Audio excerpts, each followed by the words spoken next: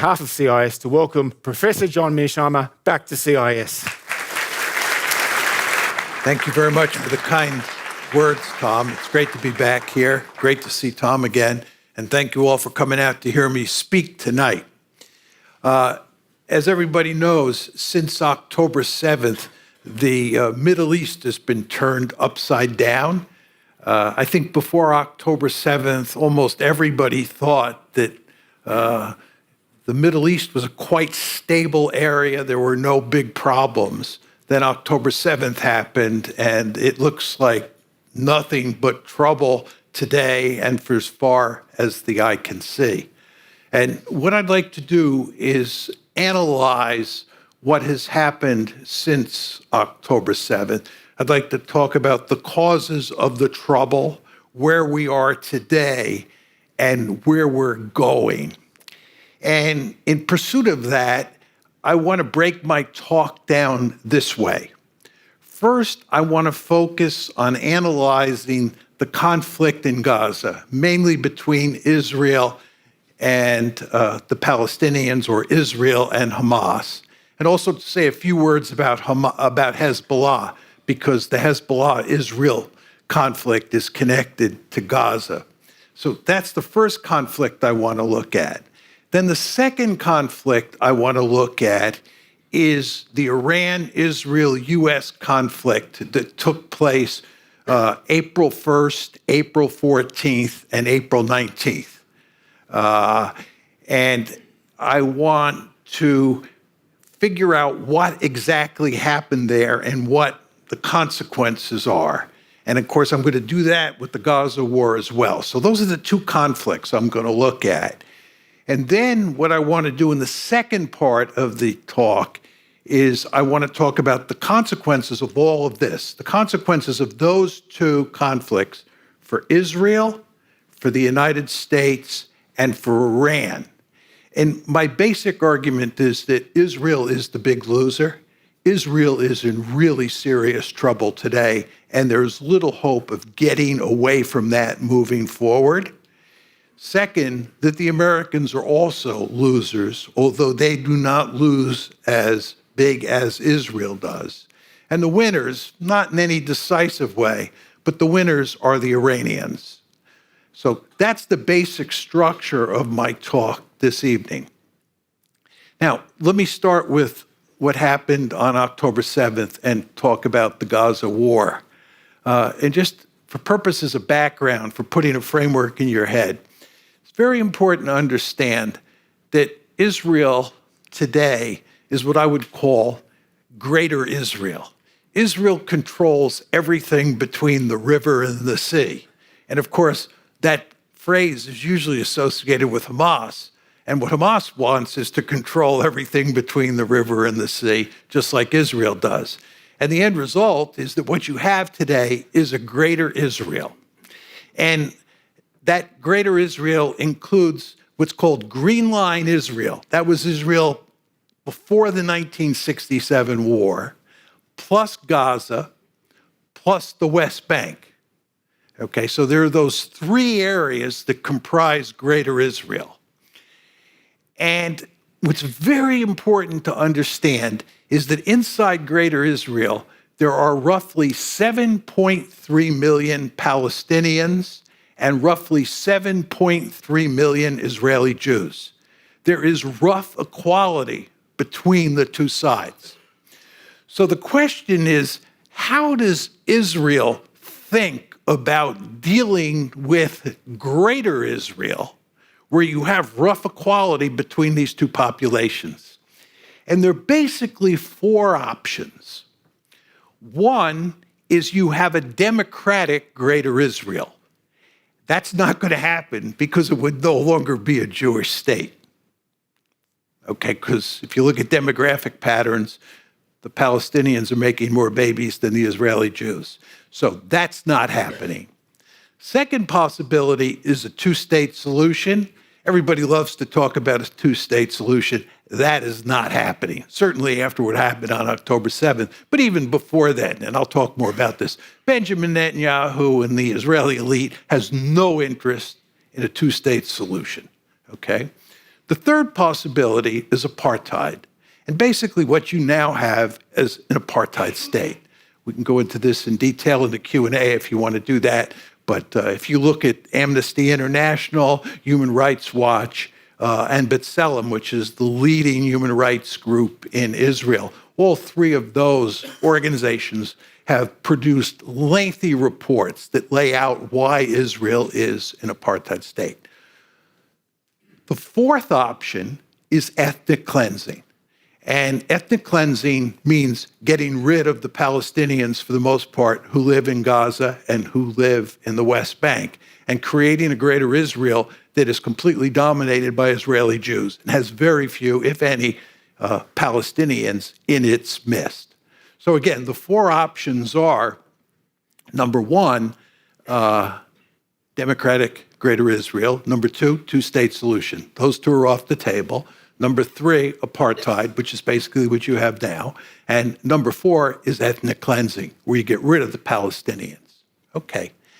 Now, let's switch gears a bit and talk about what the situation looked like before October 7th. And focus mainly on Gaza. Before October 7th, the Palestinians in Gaza basically lived in a giant open-air prison. What happened was that in 2005, when Ariel Sharon was the prime minister of Israel, he decided to pull the settlers out of Gaza. As you know, there are settlers in the West Bank. Up until 2005, there were Israeli settlers in Gaza, and Sharon pulled them out. And he pulled them out because Gaza was a hornet's nest, and having settlers in there was a nightmare.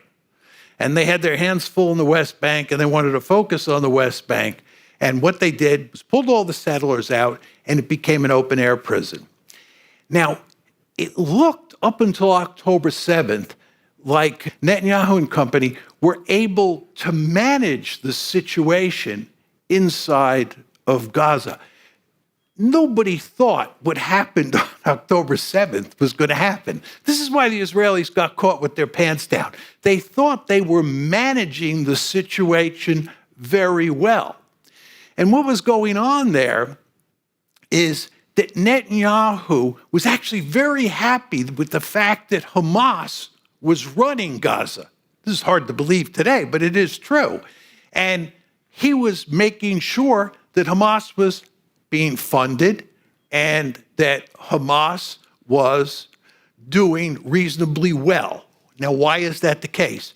Because Netanyahu is adamantly opposed to a two-state solution, and Mahmoud Abbas, who runs the Palestinian Authority in the West Bank, is in favor of a two-state solution. So from Sharon's point of view, from Netanyahu's point of view, would have been true from Sharon's point of view as well, as if he hadn't passed away, Abbas is a threat because Abbas wants a two-state solution. So what Netanyahu has done is supported Hamas, because we all know Hamas does not want a two-state solution, and he's playing off Hamas against the PLO in the West Bank. And it looks like it works. And by the way, every once in a while, every couple of years, the Israelis mow the lawn, which means they precipitate a conflict with the Palestinians. They go in there, they kill hundreds, if not thousands of Palestinians, destroy some buildings, and send them a very clear message that, we're in charge and we want you to understand that you have to remain in this open-air prison. So that's the basic situation that exists. It looks like Netanyahu is managing the situation. And almost everybody thinks that, which is, again, is why they get caught with their pants down on October 7th. But again, what happens on October 7th is that Hamas attacks into Israel, and I think it's fair to say achieves a spectacular success. I think the evidence is that Hamas was surprised by how successful they were. And anyway, they eventually leave Israel, and the Israelis consolidate the situation inside of their borders. And then they eventually go on the offensive against Hamas. And that offensive is now taking place. Okay.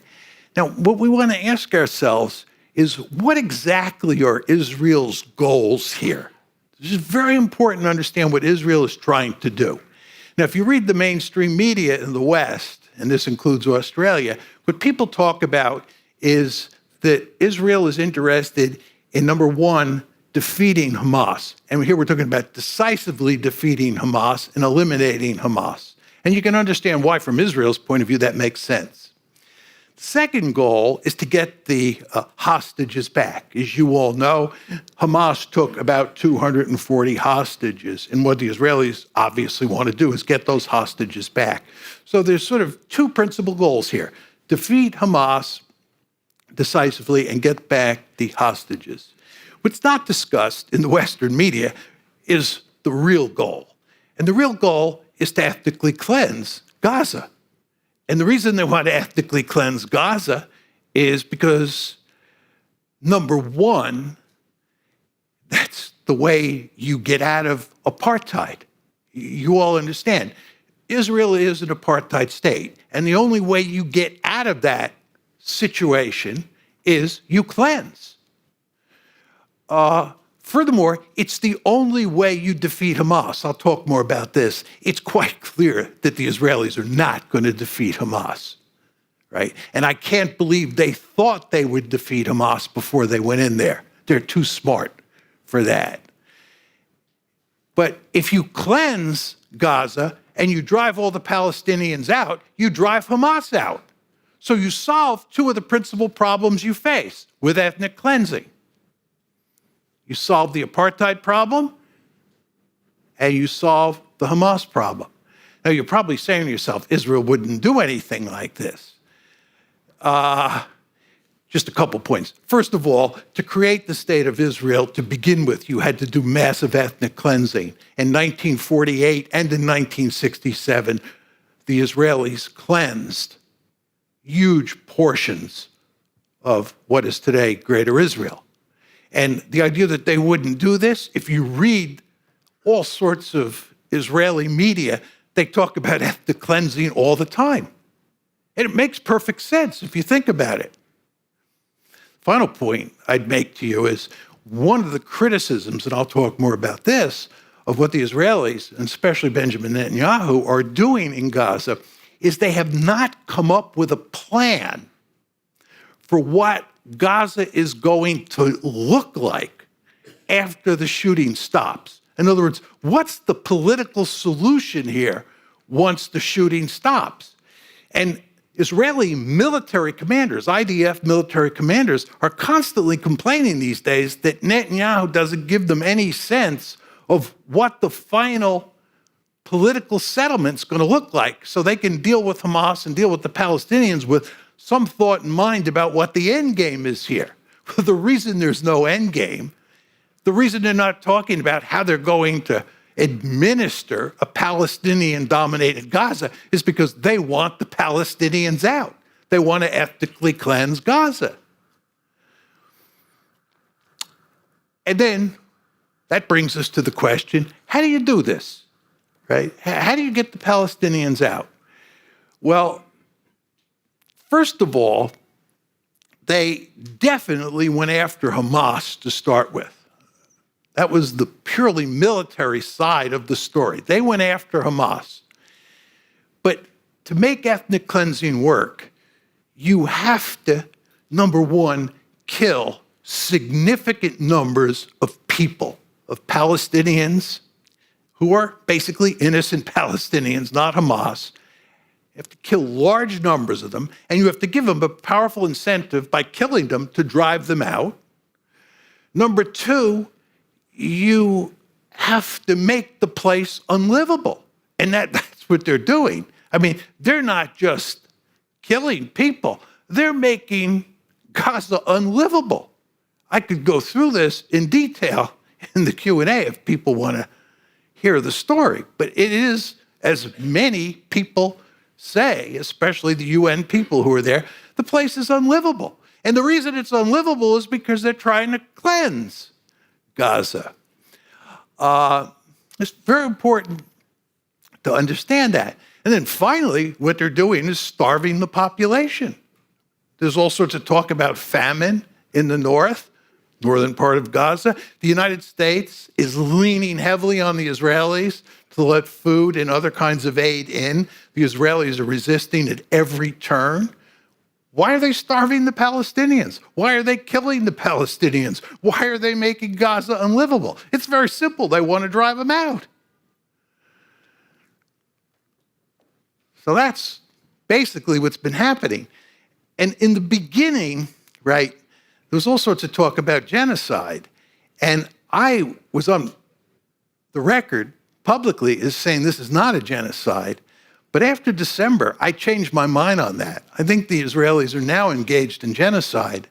And what's happened here is because they have been unable to get the Palestinians out, they've had to increase the amount of killing that they do, right? They're continuing to push to get the Palestinians out of Gaza. And the way they do that is just kill more and more people and make make the situation in Gaza more and more unlivable, right? So the situation is just getting worse and worse and worse, despite the fact that the United States, and actually the West more generally, are doing what they can to help feed the Palestinians. So the question is, where are we today? Where are we today? First of all, they've not defeated Hamas, and they're not going to defeat Hamas. Kurt Campbell, who is the Deputy Secretary of State, basically said that yesterday. There are all sorts of stories in the Israeli press that they're not going to defeat Hamas. They haven't gotten the hostages back, and they have not been able to cleanse Gaza. They've not been able to cleanse Gaza. Furthermore, they're stuck in Gaza. They're there, right? They got out in 2005, and they're back there. This is not good. So what you see here is that Israel is in real trouble in Gaza.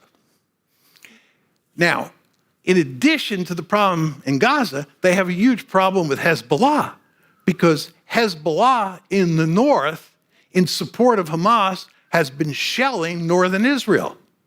And there are somewhere between 60,000 and 100,000 Israelis from the northern part of Israel who have had to move into the center of Israel on a temporary basis and can't go home because Hezbollah is shelling northern Israel.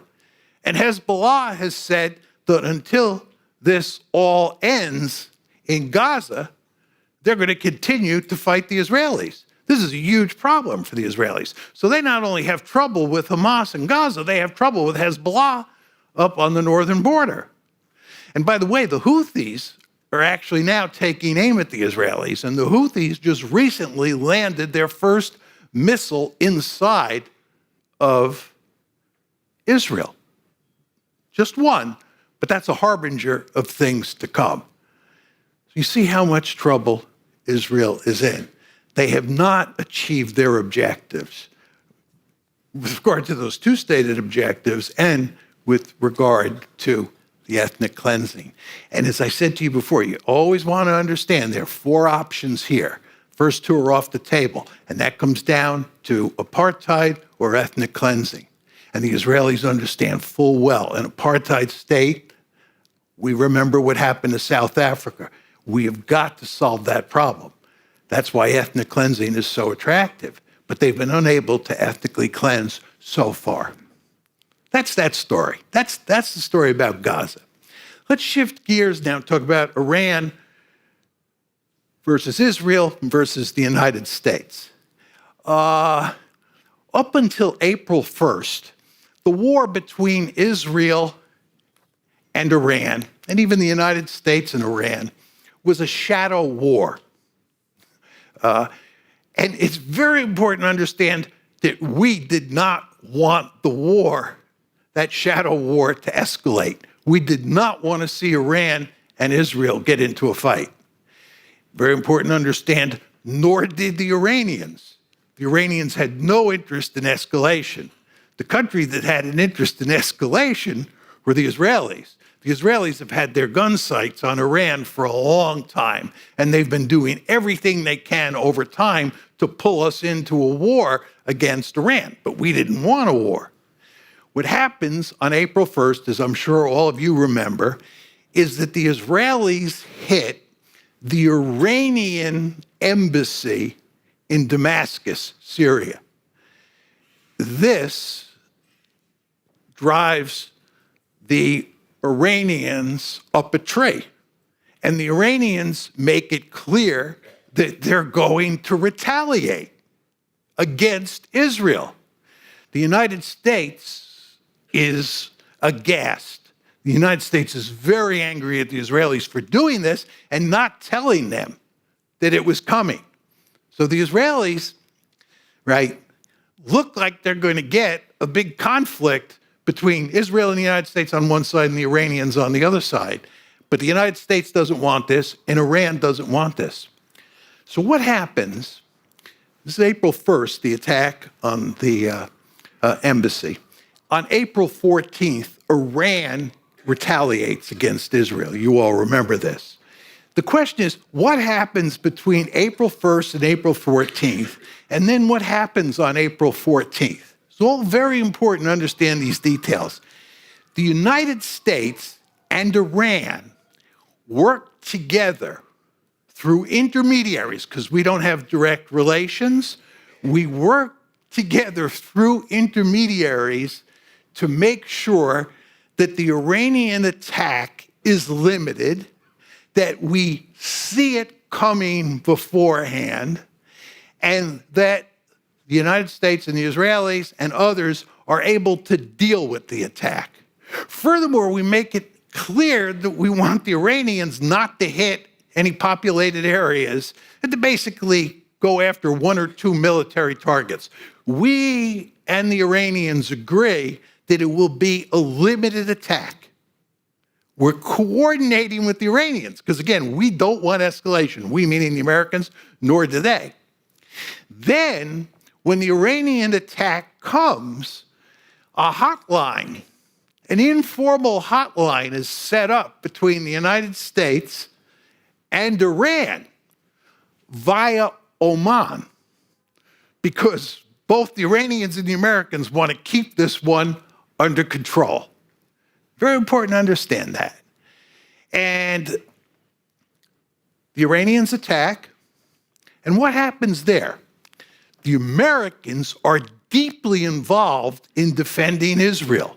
You all remember, everybody talked about how the Jordanians, the Saudis, the French, the British, the Americans, the Israelis, they were all involved in dealing with this attack. This is a real problem for Israel because Israel has always prided itself on being able to independently deal with an adversary that thinks about attacking it.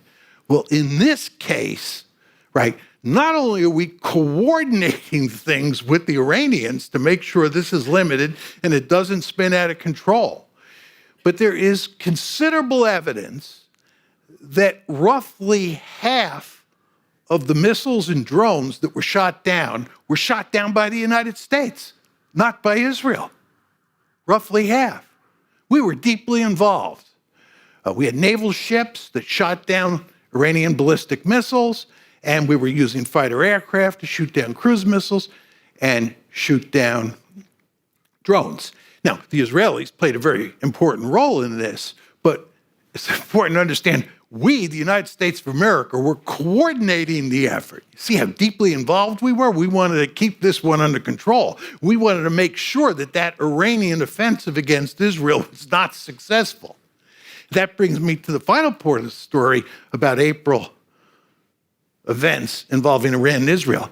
The Israelis retaliate on April 19th. Remember, April 1st is when they hit the embassy in Damascus. April 14th is when Iran goes after Israel, does limited damage and hardly any damage.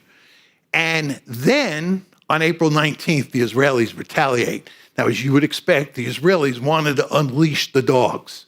The Israelis wanted a big counterattack on Iran. The United States did not want that for 1 second. We were trying to put a cap on the volcano.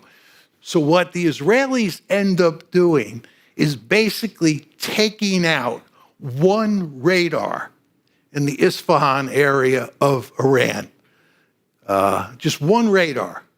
It's a radar associated with an S-300 missile. It is a very, very limited response.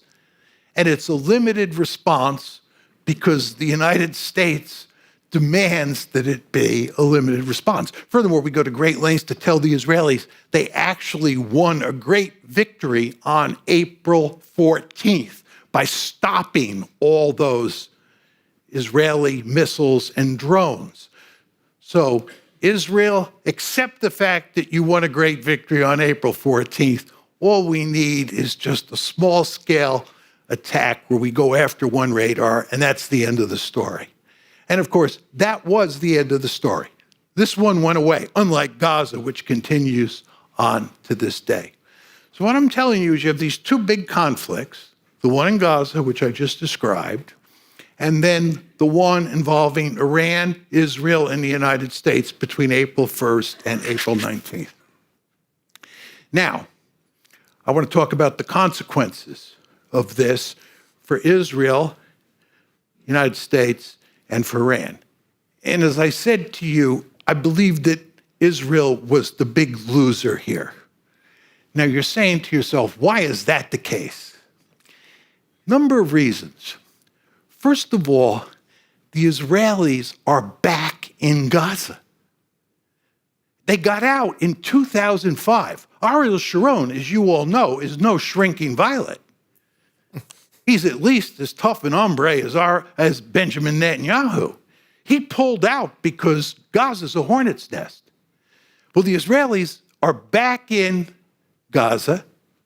They have no way of getting out at the moment, and they have no solution to the problem. They've made Gaza unlivable. What are they going to do? The Palestinians are not leaving. What are they going to do? They're running the place. They're in deep trouble. Second reason the Israelis lose, you have to understand how the Israelis think about deterrence. And this is a very smart way of thinking about deterrence. I'm not being critical of Israeli thinking here. What the Israelis believe is that their deterrence depends on escalation dominance. Escalation dominance.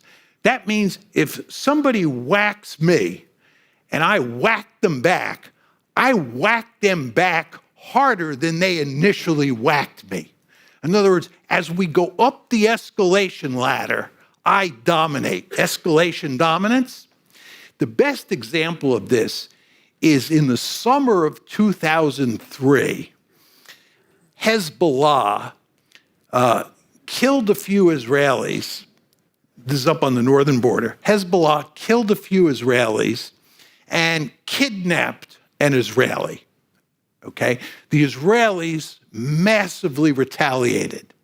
And Nasrallah, who is the head of Hezbollah, said, I think 2 months later, Nasrallah said, if I had known what the Israelis were going to do in terms of retaliating, I would have never allowed the attack on July 12th, 2006. That's escalation dominance. Do you understand? It's very important. From Israel's point of view, they have to make it clear to all their neighbors that if you whack us, we'll whack you back harder. It's now very clear the Israelis no longer have escalation dominance vis-a-vis Iran or vis-a-vis Hezbollah. They cannot shut down the conflict with Hezbollah on their northern border. It's really quite remarkable. The Israelis are hitting Hezbollah very hard, and Hezbollah is responding. Hezbollah has 150,000 rockets and missiles, and those numbers will only grow with the passage of time. 150,000, right? So the Israelis are limited in what they can do. And with regard to Iran, I described to you what happened April 1st, April 14th, April 19th. That is not escalation dominance. I'm sorry. That is not escalation dominance. And furthermore, they needed the Americans. You all understand. I'm just sort of diverting from the path I'm on for 1 second. If you look at what's happening in Gaza, the Israelis could never conduct that operation in Gaza without American support. Not even close. And all sorts of Israeli generals say that in the Israeli press. They cannot, by themselves, produce the weaponry to conduct the operations they're now conducting in Gaza. They need us. And what I'm telling you about what happened on April 14th is they needed us. You hear all this talk about Iron Dome and their ability to shoot down missiles. They cannot do it alone. Iron Dome is not that formidable defensive system. And furthermore, given cost exchange ratios, the number of missiles that the Iranians and Hezbollah have, Iron Dome over the long term in a fight is just not very useful. So from a deterrence point of view, the Israelis are in real trouble. So my first point is they're in real trouble because they're stuck in Gaza and they have no solution to the problem. And number two, their deterrence has been badly weakened.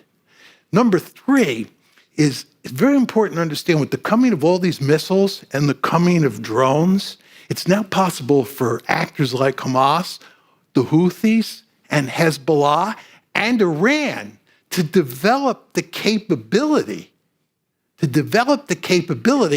hit Israel and cause enormous amounts of damage.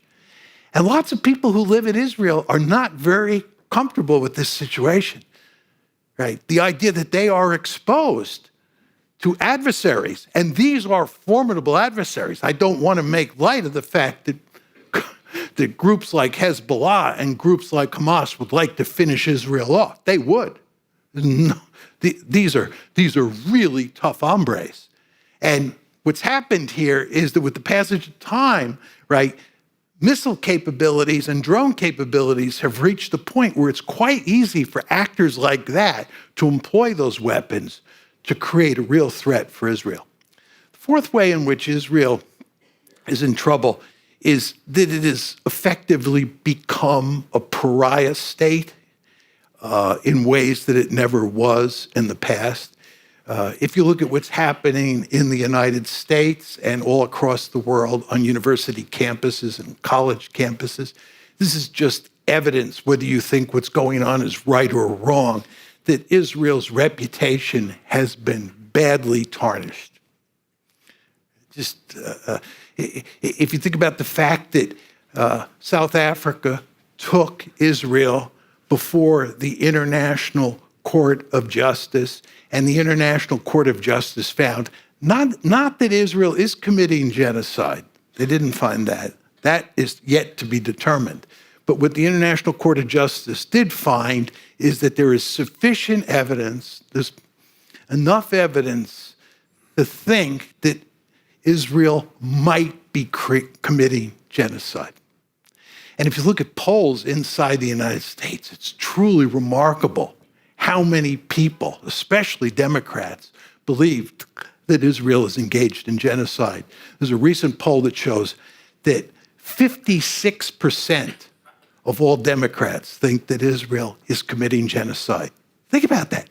56% of Americans polled think that Israel is committing genocide. There's another poll that talks about Biden voters, that shows that 57% think Israel is committing genocide. 27% are not sure.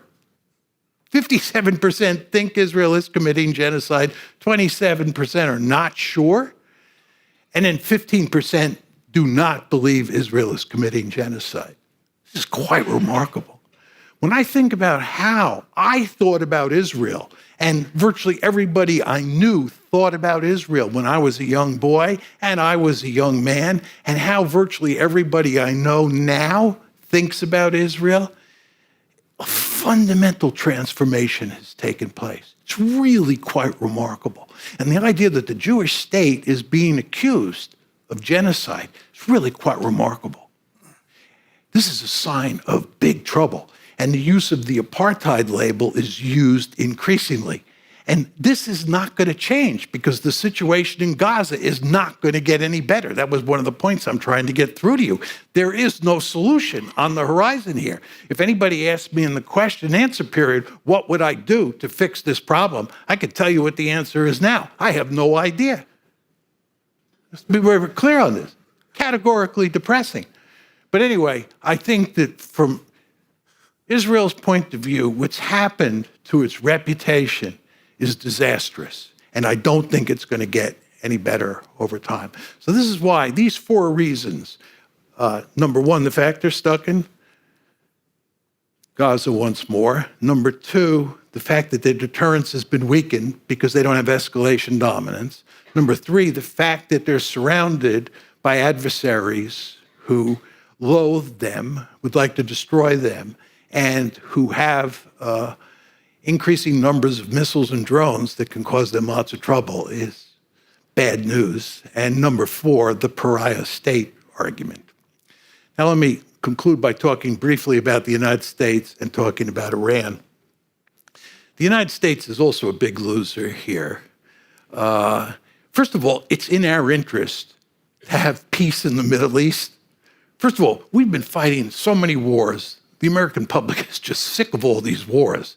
The last thing we want are more wars in the Middle East.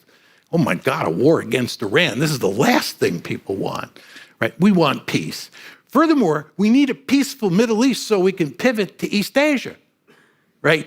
From an American point of view, the most serious threat on the planet is China. The United States has to contain China. We have to pivot to Asia. We can't pivot to Asia because we're pinned down in Ukraine, and now we're pinned down in the Middle East. This is not good. We want, for sure, to settle this one, right? To have a situation like the one that existed before October 7th. Remember, Jake Sullivan said a few weeks before October 7th, we haven't seen the Middle East this peaceful for a long time, and he was very happy about that. And it made perfect sense from an American point of view. But that went away very quickly on October 7th. So we want peace. Second point is, we also care greatly about having friendly relations with as many states in the Middle East as possible. Why is that the case? The Russians are already there, number 1, and 2, the Chinese are beginning to move in. For all the older dogs, I noticed there are a number of older dogs in the audience. We all remember back in the day, right, when the US and the Soviet Union competed in the Middle East. Well, what you're going to see moving forward is not just the United States and Russia, but the United States, Russia, and China competing in the Middle East. The Chinese are building a blue water navy to project power into the Gulf, number 1. Number 2, they depend heavily on oil. Therefore, they're doing everything they can to have good relations with Iran, good relations with Saudi Arabia. And we are very worried about this. The United States doesn't want bad relations with countries in the Middle East that drive them into the arms of the Chinese and the Russians. And you see a lot of that happening. By the way, you all know about the Abraham Accords. The Abraham Accords was where the United States was recently trying to get Israel, Saudi Arabia, and the United States all together in a sort of quasi-alliance. This is all gone by the boards now because of what's happening in Gaza, right? This is not in our interest. It's certainly not in Israel's interest, and it's certainly not in Saudi's interest at all either. So you see the problem that we have here. There's one other problem, and this applies to the Israelis as well, is the nuclear issue. You all understand Iran is a hop, skip, and a jump away from developing nuclear weapons because we, with pressure from the Israelis, we, the Americans, pulled out of the JCPOA. That was the nuclear agreement that the Obama administration crafted with Iran the Iranians are now enriching uranium up to 60%. And you have to enrich uranium up to 90% to have enough, to have it capable of being turned into a bomb. And it's very easy to get from 60% to 90%. My guess is, and just from reading the literature, that Iran could have enough fissile material for 3 bombs in about 6 weeks. That's not a bomb, that's just the fissile material. I think it would take probably about 6 months to build 3 bombs, and then they'd have to develop the delivery capability. So it's not like they're going to develop a bomb in a month or 2's time. That's not going to happen, but they're not that far away. And what happens when you bomb their embassy and then you get in a tit-for-tat fight with them on April 14th and April 19th is you give them an incentive to get nuclear weapons. And you can see signs of that. You can see signs of the Iranians talking about getting nuclear weapons. So one of the principal problems that the Israelis and the Americans face as a result of what happened between April 1st and April 19th is we've incentivized the Iranians to get nuclear weapons. Not that they'll go through with it, but we've given them powerful incentive to do that, and they have the capability because they can enrich uranium up to 90% and then produce bombs. Just say a few words in conclusion, Tom, about Iran.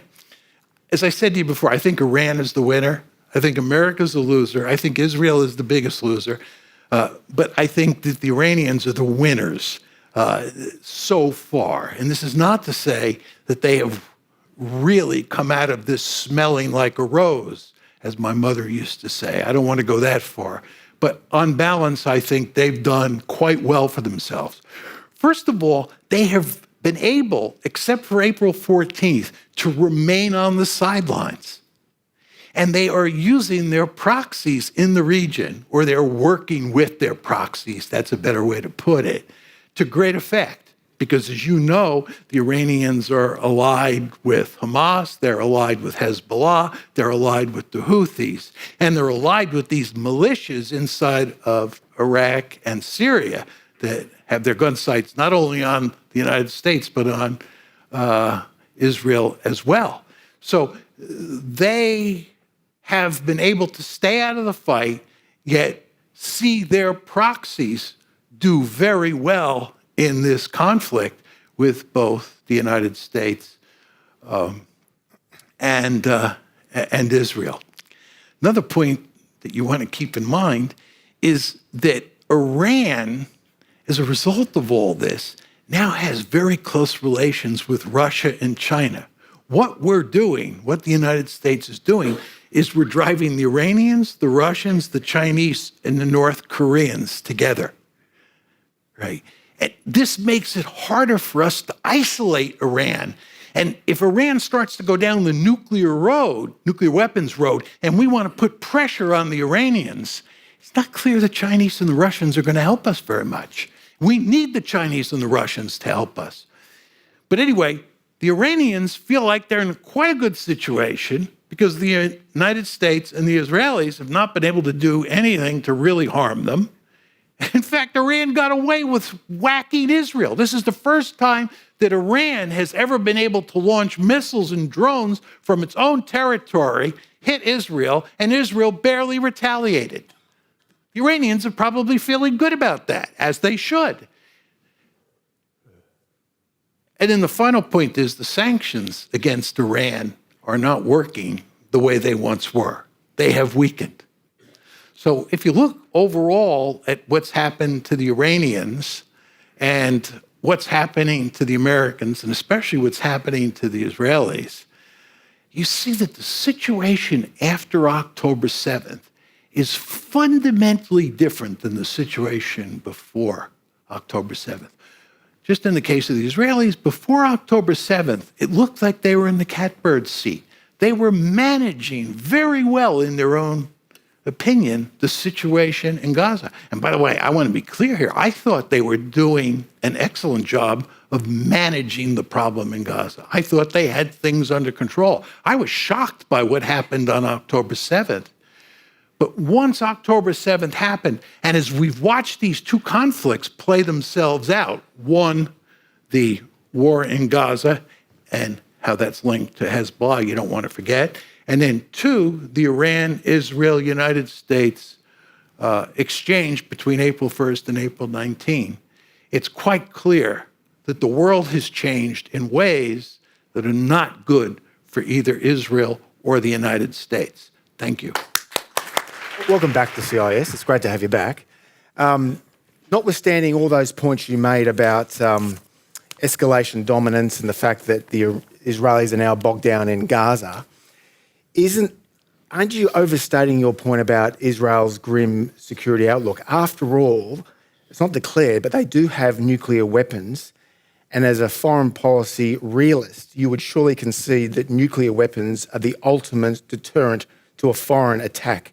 So are you being overly gloomy about Israel's security outlook?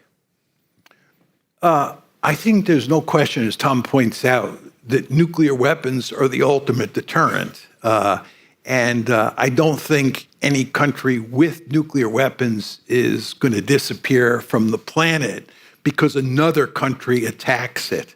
I think that no country would try to inflict a decisive defeat on Israel because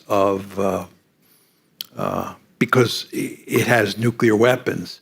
But the problem is that Israel has an internal problem. See, Tom's point about nuclear weapons applies if you're talking about Iran hitting Israel. It's an interstate problem, okay? But Hamas is not another country. Hamas is inside Greater Israel. What Hamas is doing is executing a rebellion or executing an insurrection. And nuclear weapons don't do anything for you in that regard. To take this a step further, we've talked a little bit, just briefly, about South Africa and the fact that South Africa was an apartheid state. And basically that state that existed, apartheid South Africa, disappeared. That state had nuclear weapons. South Africa had nuclear weapons. And what you want to understand, and this is very important in the Israeli context, is that what's happening inside your society, inside your body politic, matters enormously. And nuclear weapons can't do much to protect you. You see what I'm saying? But I don't want to take away from his basic point that nuclear weapons do provide deterrence against Iran getting nuclear weapons or... Well, I mean, many scholars would still argue that the security outlook for Israel is not as grim as you point out, not just because of their access to nuclear weapons. Let me put this to you. This is Fareed Zakaria, a CNN host who's also a columnist at the Washington Post. Now, admittedly, he said this before October 7, but let me put this to you. This is what he says. First, there is the disappearance of the Arab threat. From its first day in existence, Israel has faced the danger of extinction by Arab armies.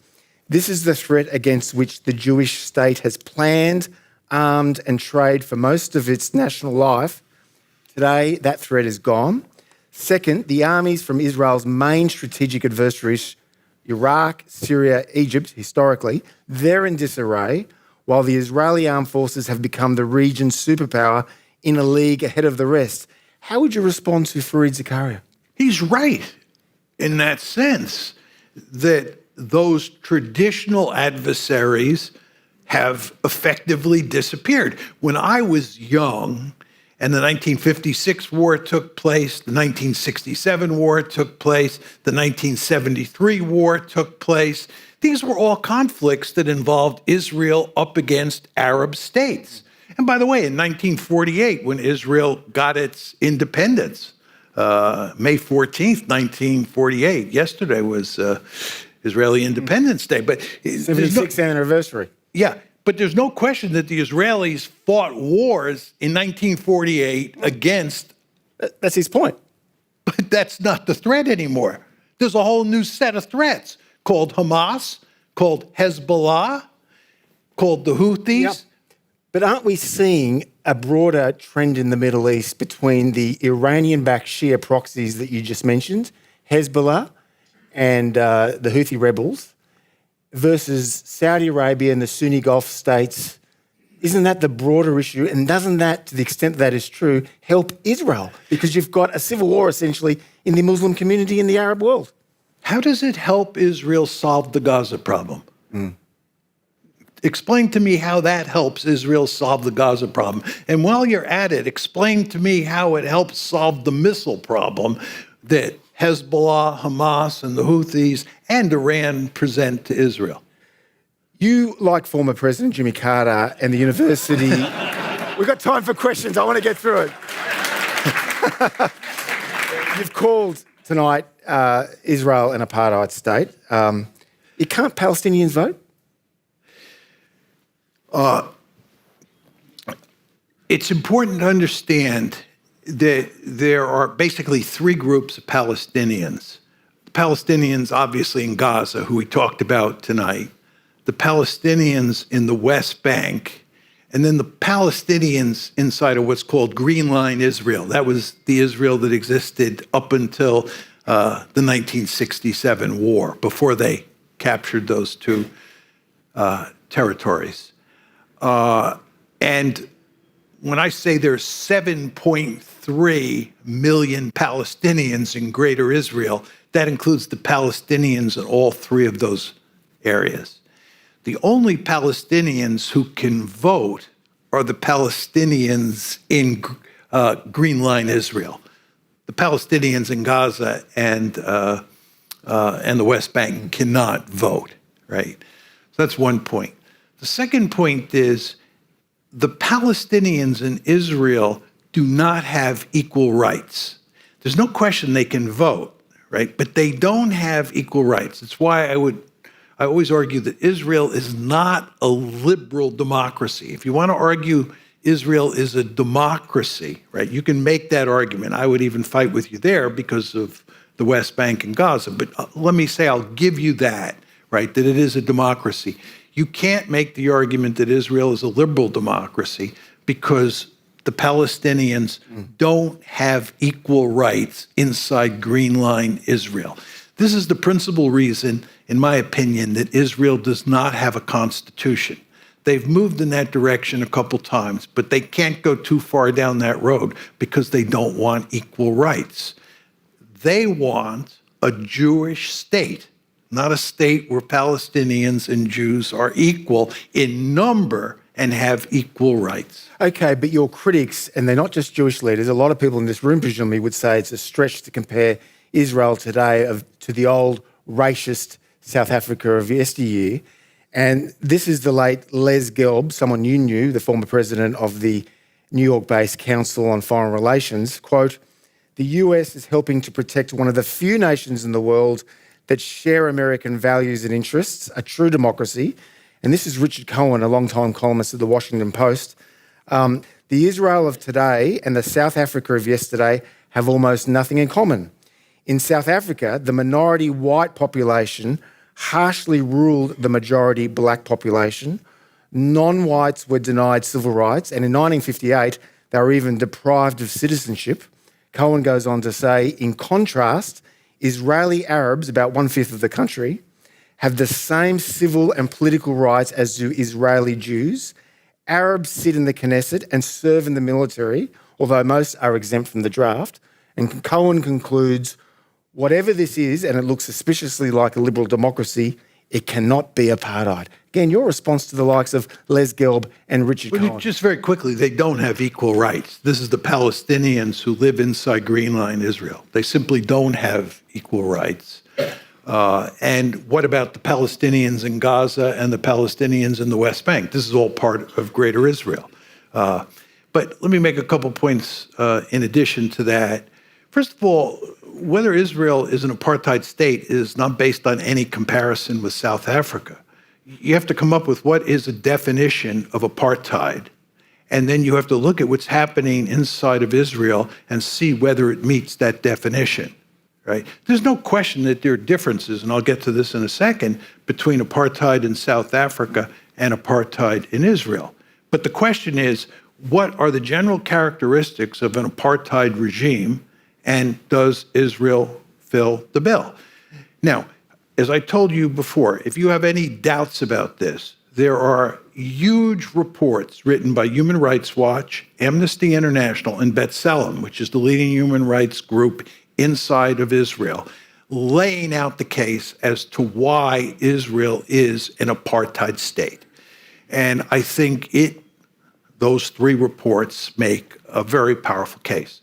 My final point to you is there are a number of South Africans who lived under apartheid in South Africa, including South African Jews and including Bishop Tutu, who make the argument that the apartheid system in Israel is worse than the apartheid system in South Africa. Let's turn to Rafah, the southern city in Gaza. Now, the Israeli leadership seems to believe that a full-scale ground military invasion of Rafah will finish the job of eliminating Hamas. You've said that that's not realistic. Now, your critics would say that with its gleeful mutilations, its rampages, its rapes and beheadings, its baby killing on October 7, Hamas needs crushing. And if Hamas keeps control of Rafah and the people, it wins. The Israelis may believe that Hamas needs to be crushed. And you can understand, given what happened on October 7th, why they feel that way. They're not going to crush Hamas. And if you read the newspapers carefully every day, you will see that Hamas has come back to life in northern Gaza, and the Israelis have now sent military forces into northern Gaza to deal with Hamas. The New York Times and the Wall Street Journal today have articles dealing with the fact that Hamas is almost impossible to defeat. They're just not going to defeat them. This is why I said to you, ethnic cleansing is so attractive to the Israelis. Ethnic cleansing solves the apartheid problem, what Tom was challenging me on a minute ago, and it solves the Hamas problem, which he's challenging me on now.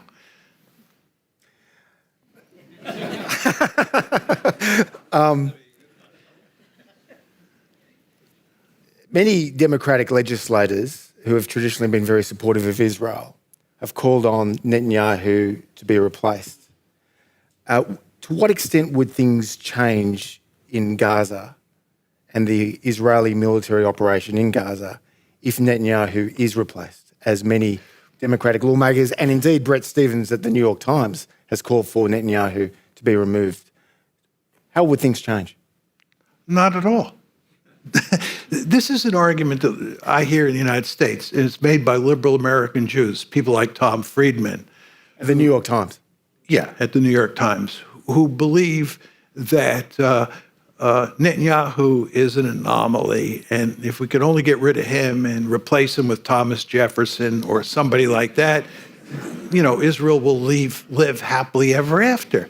This is a foolish argument, right? It's quite clear that Netanyahu and his war cabinet and most of the national security elite in Israel today agree with Israeli policy under Netanyahu. So it wouldn't change anything. It wouldn't change anything. It would change hardly anything. Now, you say Israel has had Iran in its sights for a long time, but isn't it true that Iran's Shia theocracy has also had Israel in its sights for a long time? After all, many of their leaders have declared the eradication of Israel off the face of the map. Look, there's no question that Iran considers Israel to be a mortal enemy and would like to do away with the Jewish state, the same way Hezbollah would like to do away with the Jewish state. So there's no question about that. And there's no question that the Israelis hate the Iranians or hate Iran. And it's a case of mutual hatred, mutual dislike, call it what you want. There's no question about it. who is responsible for starting this, the implication of your question was that it is Iran that's responsible, not Israel. Well, it's their leaders that talk about this, about eradicating Israel off the face of the earth. It's pretty provocative, isn't it? I agree. That's correct, but I'm just saying it's not clear that they started it. You want to remember that Iran once had very good relations with Israel, once had very good relations with the United States, and that even in the 1990s, the Iranians were interested in improving relations with the United States. And one could make an argument that if you had gotten a two-state solution, that Iran would have reconciled itself to dealing with this problem. So, we haven't talked much about the two-state solution in large part because I sort of took it off the table early on. But it's very important to understand that every American president since Jimmy Carter has pushed hard on the two-state solution because we think the two-state solution, we meaning American elites, think the two-state solution is the only reasonable way to get out of this conundrum. What has to be done here is that the Palestinians have to be given self-determination. They need a sovereign state of their own. And this is what the two-state solution was designed to do. And American leaders understood that if the Israelis did not agree to a two-state solution, and you did not get a two-state solution, you were going to have trouble for as far as the eye can see. You all understand, maybe the younger people in the audience don't, but what happened on October 7th is really not an anomaly. There was the first Intifada, then there was the second Intifada. Late 80s and early 2000s. Pardon? Late 80s and the early 2000s. Yes, 1987 was the first Intifada, and 2000 was the second Intifada. And these were, Palestinian insurrections. But John, you could get a two-state solution with the Palestinian leadership in the West Bank, but Hamas has made it very clear, as you've acknowledged, that they don't support a two-state solution. Absolutely, there's no question about that. Just want to be very clear here. This gets back to my point that Netanyahu was playing divide and conquer, right? Netanyahu had quite good relations with Hamas before October 7th because Hamas doesn't want a two-state solution and Netanyahu doesn't want a two-state solution. And from Netanyahu's point of view, the real threat was Mahmoud Abbas and the Palestinian Authority. And you notice, by the way, that the Americans have been saying that what we need to do in Gaza is put the Palestinian Authority in control, get Hamas out of the way, and put the Palestinian Authority in control. Netanyahu has made it unequivocally clear this is not happening. And that's because the Palestinian Authority has reconciled itself to a two-state solution. And that's nightmare news for Netanyahu. You say that Tehran's hand has been strengthened during this dispute, but let me put this to you. Iran is surrounded by hostile Sunni states. Across the Persian Gulf sits Saudi Arabia. It's fanatically anti-Shia and well-armed archenemy. In Iraq and Syria, at least until recently, you had Iran facing large Sunni insurgencies dedicated to slaughtering the Shia. Then there's the internal unrest within Iran. A lot of younger people, a lot of younger Iranians take a more liberal view about the world than their parents, and certainly the Shia clerical regime. So are you overlooking Iran's real weaknesses and limitations? Well, he only gave me 50 minutes to talk. If he had been willing to fulfill my request to be able to talk for 2 hours, I would have qualified my argument somewhat. No, there's absolutely no question that Iran has significant problems. But the thing you want to remember about Iran is that Iran is much more powerful than all of its neighbors. It has a very large population, and the human capital inside of Iran is very impressive, right? And if you were to look at the potential balance of power between Iran and Saudi Arabia, if they were both able to mobilize all their resources, it's a Bambi versus Godzilla situation. That's why the Saudis are so interested in the Abraham Accord. the Saudis want to jump into bed with the Israelis and the Americans because the Saudis understand that the Iranians have a lot of potential power, right? Whenever you want to measure the power of a country, the two things that you go to, number one are population size, and number two are wealth. Number two is wealth, right? Wealth and population size. And you look at the Iranian situation, they are potentially a very powerful country, which is not to take away from your points about the problems that they face. Okay, now it's time for question time. And please, I encourage you to try to keep your questions shorter than mine were, but also feel free to ask about not just the Middle East, but also Ukraine and China, about which John has spoken in great detail. First question. You've talked about how Israel are now stuck in Gaza. Do you see similar trap for the US, or do they have a path forward and out of this? Well, the United States is not going into Gaza, right? I mean, we're not putting forces in there, but we are joined at the hip with Israel. We have this special relationship so that as long as Israel is bogged down in Gaza and having all sorts of problems, both in terms of dealing with the Palestinians and dealing with the wider world, it has huge consequences for us. We end up vetoing Security Council resolutions that we don't want to veto. It ends up poisoning our relations with the Egyptians and the Jordanians. So there are all sorts of spin-off consequences for us that are negative. And this is why the Biden administration, to its credit, is deeply committed to trying to figure out how to solve this one. As I said before, we'd like Mahmoud Abbas to come in, take over, then we can get the rich Arab countries to pour money in, we can rebuild Gaza and live happily ever after. That's what we want to do, because this is not in our interest to let this go on.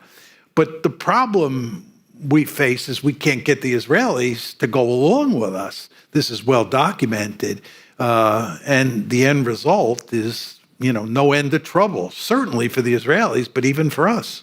Next question. Yes, sir. Thanks, John. Lachlan McIntyre. Since Australia's security depends on the United States, do we have no option but to take sides in Gaza and Ukraine? Meaning Australia. I'm not sure what taking sides means. If you're talking about Hamas versus Israel, that's very different than talking about the Palestinians versus Israel, right? In other words, I know lots of people who loathe Hamas and hope Israel destroys it, who are very sympathetic to the Palestinians, who believe that Israel is committing genocide, right? So I would argue you can take the side of the Palestinians if you are an Australian, and you can make the argument that that's in Israel's interest, right? People who've argued for a two-state solution have long argued that's in Israel's interest. That's the solution. That's the argument.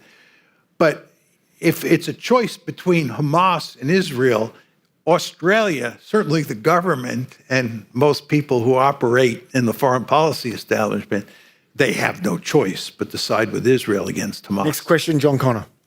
Yes, your part of your proposition essentially is that there is no support in Israel for a two-state solution. Now, I know that there's an organization membership of which is confined to people who've been the rank of major or above in one of the four Israeli defense and intelligence institutions. That has consistently argued, I've not checked since October, but has consistently argued in favor of a two-state solution while recognizing it's difficult. I really think that is in fact a reflection of at least the views of a significant part of the Israeli intelligence and military establishment prior to October 7. Now, given that, and sufficient pressure from the US and otherwise, and elsewise, may require transfers of population from Gaza and the 500,000 settlers in the West Bank, Israeli settlers, but surely there must be, to some degree, you may be pushing on an open door in trying to arrive at that solution. With all due respect, I don't agree with you on that. I think there are a handful of people in the Israeli establishment who are in favor of a two-state solution, but they're small in number, and the elites who... Sorry, that organisation includes the heads of all of those four, previous heads of all of those four organisations, various of them. Still a small number. I believe there's no evidence. Furthermore, the Israelis are not going to agree to a two-state solution after what happened on October 7th. You're going to create a viable Palestinian state that has weapons of its own on your border. You've not defeated Hamas. You've just suffered this devastating defeat on October 7th. It's just not going to happen. Okay, next question, Tony, and then we'll go to Antoinette. I'd like to just push on this two-state solution a bit further. And really, as you as a realist, I mean, basically you said that a greater Israel with the West Bank and Gaza in it as a democratic state is off the table. I think everybody can understand that. I think that ethnic cleansing is off the table because it's not going to happen. Nobody's going to allow Israel to do that, and I'm not even sure that Israel wants to do that. So you are driven back to the two-state solution. And I'm sort of intrigued as a realist why you're not embracing that. And can I just push you on, can't the United States really use its influence to create that solution coming out of this? Look, I hope that I'm wrong and the two-state solution is a viable alternative. The Israelis wake up and smell the coffee, and the Americans do what you described. I've been wrong before, and if there's an issue I'd like to be wrong on moving forward, this is the issue. So in spirit, I'm with you, right? But I don't think, as I said to the gentleman on your right, that there is much enthusiasm for a two-state solution before October 7th inside of Israel, and certainly now. And public opinion is against the two-state solution as well as elite opinion. And furthermore, with regard to the United States putting pressure on Israel, Steve Walt and I wrote this book on the Israel lobby. Steve Walt from Harvard University. Yeah, Steve Walt, who teaches at Harvard. He and I wrote the book on the Israel lobby.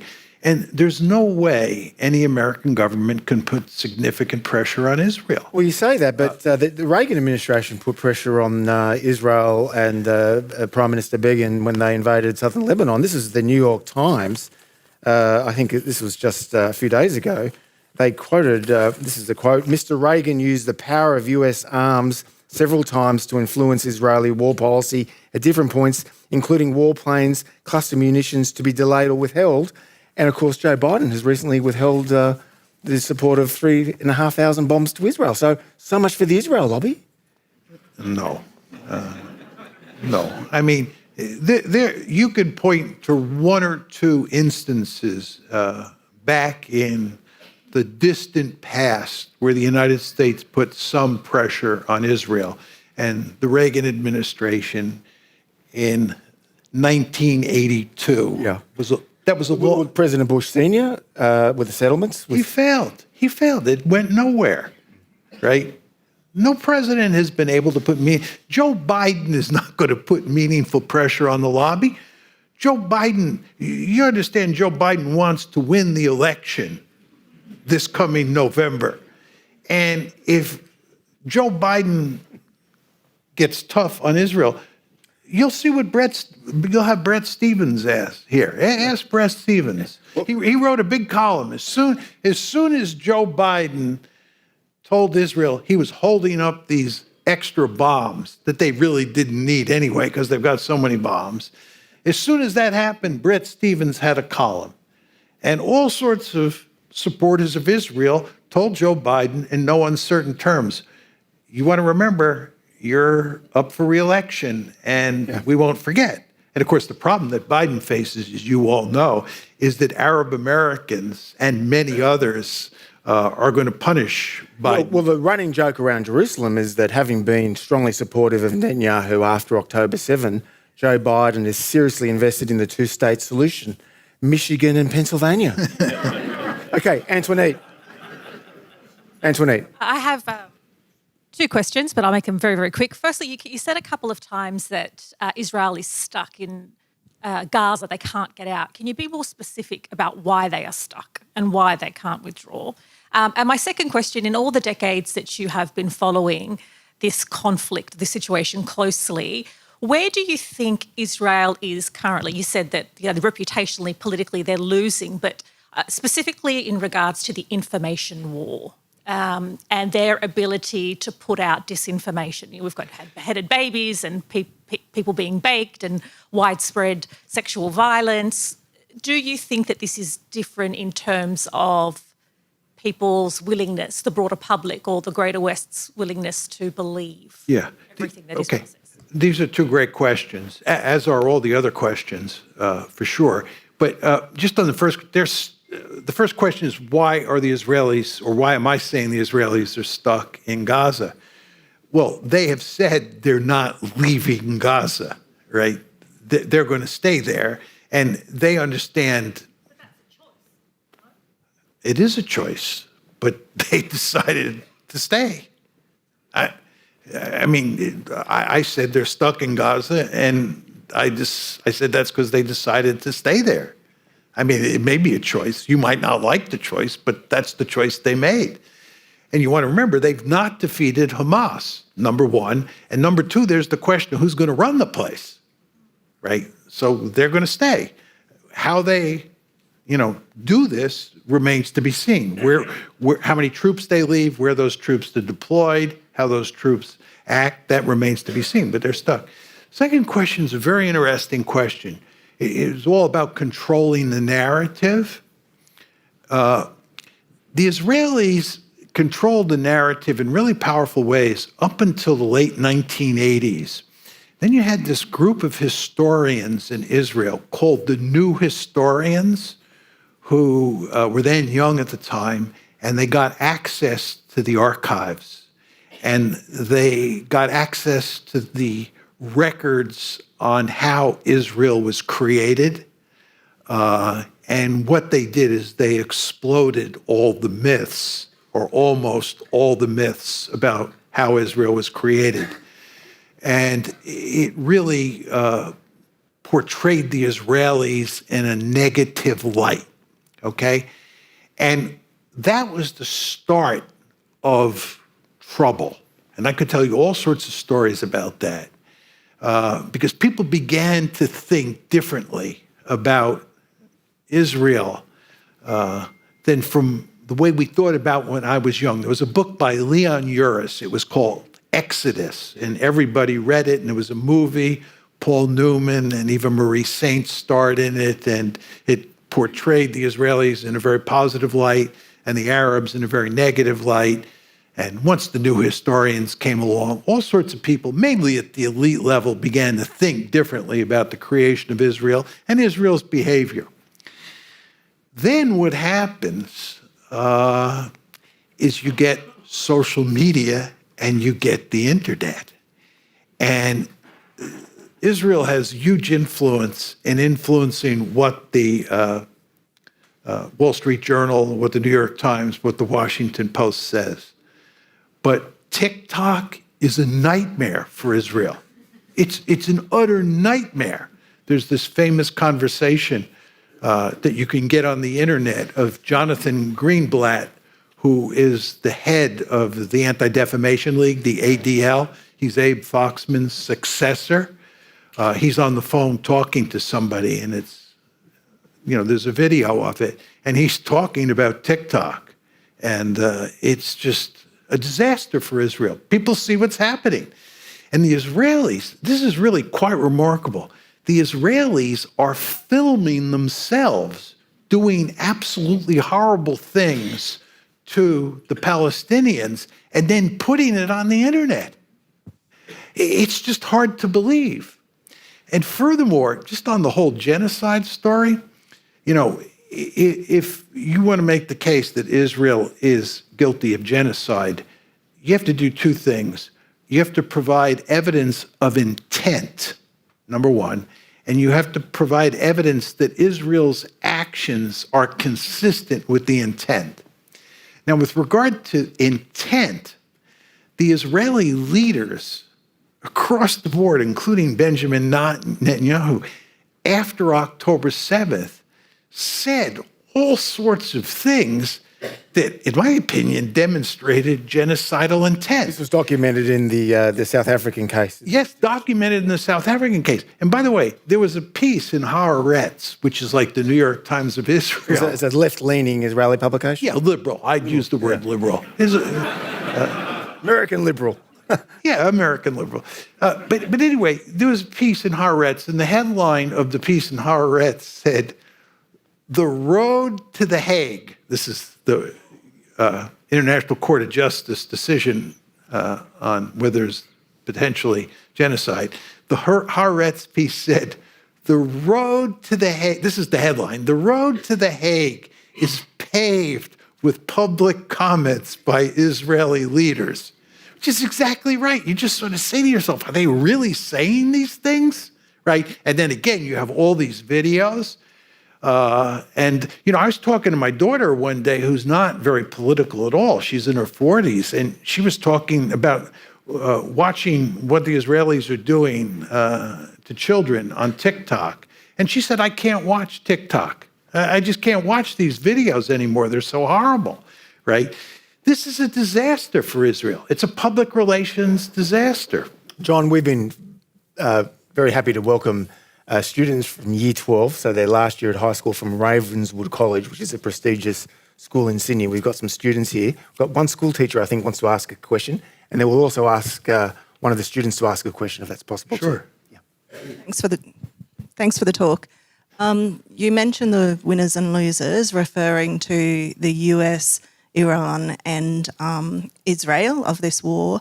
But I'm wondering, I'd like to hear what you feel will be the impact on the 7.4 million Palestinians, the other party to the war, in the long run. Obviously, they're suffering at the moment.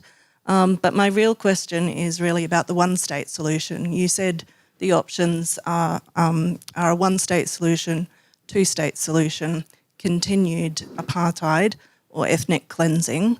And for those of us that believe that ethnic cleansing and apartheid are not acceptable and that want to see the maintenance of international law, that leaves us with the one-state or two-state. And I think many experts are saying the two-state's not possible, given the patchwork of illegal settlements.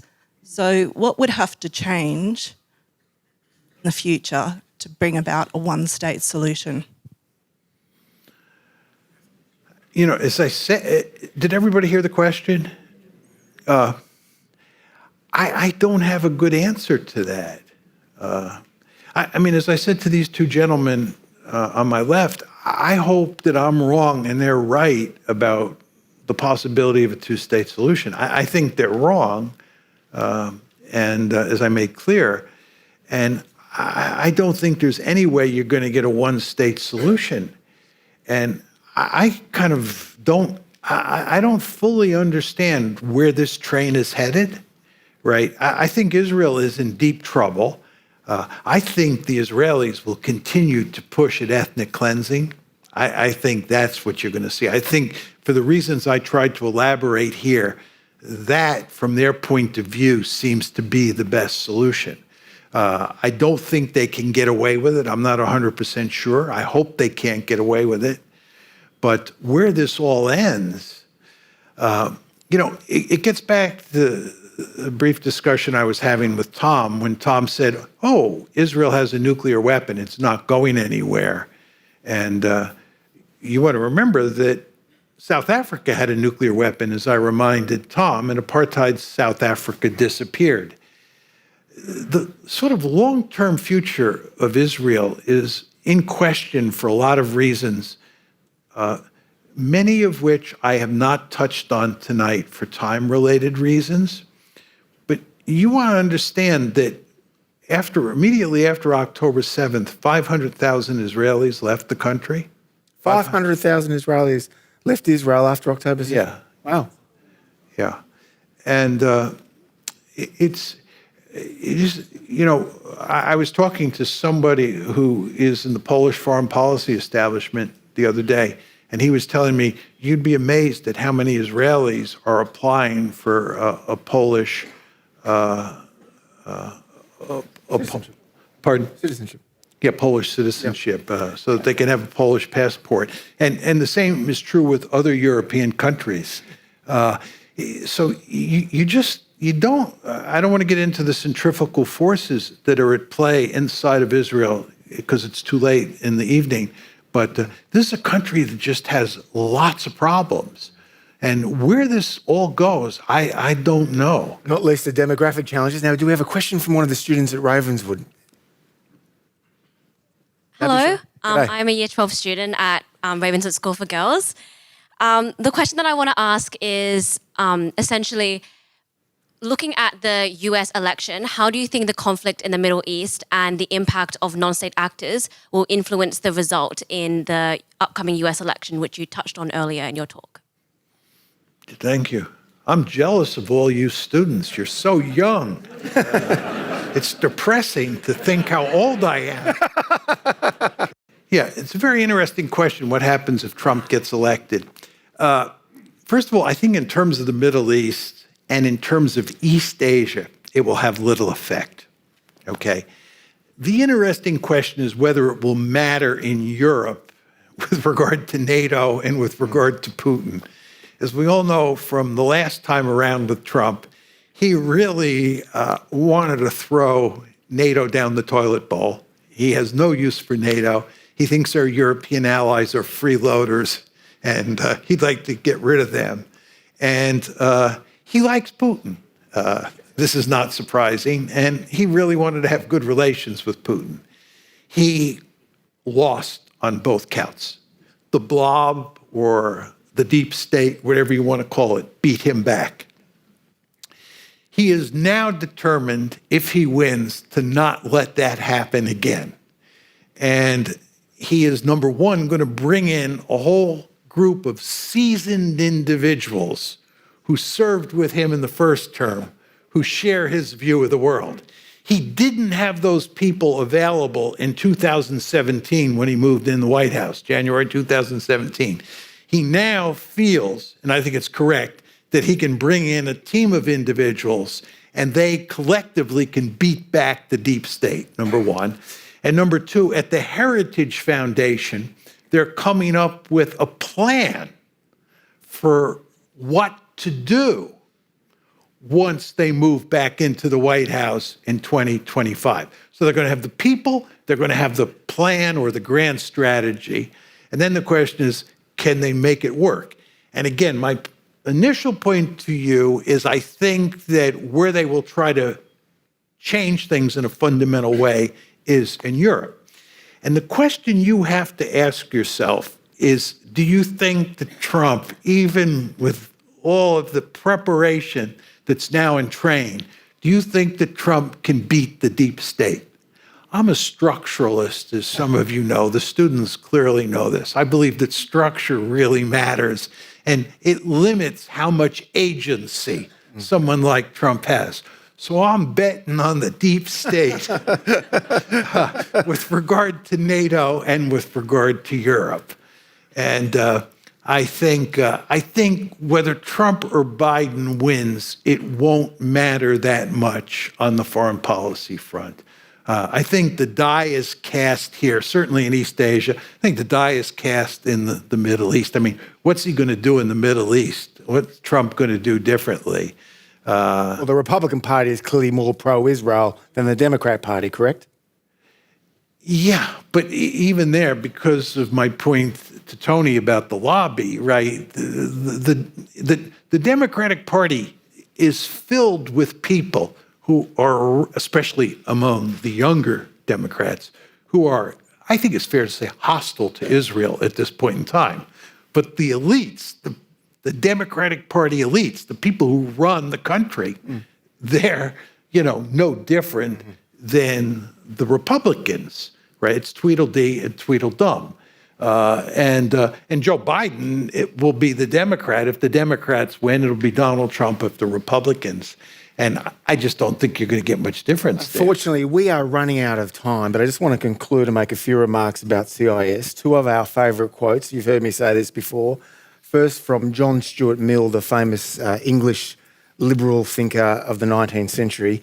He famously said, "He who knows only his own position knows little of that." And what that meant was, as my friend and mentor and former CIS senior fellow Owen Harries used to put it, and this is very relevant for the students in the room, take particular care to understand the position of your adversary and to understand it not in a caricatured or superficial form, but at its strongest. For until you have rebutted it at its strongest, you have not rebutted it at all. And this is a necessary condition for both developing your own position fully and attacking your opponents successfully. That's the first quote. Our other favourite quote at CIS is from the great 20th century public intellectual Walter Lippmann, also a foreign policy realist. And he said, "Where all think alike, no one thinks very much." Now, I think tonight we heard a strikingly different view from the one you'll hear in the Australian newspaper, the Financial Review, the Wall Street Journal, the Daily Telegraph. I only mention these papers because these are papers that you and I read regularly.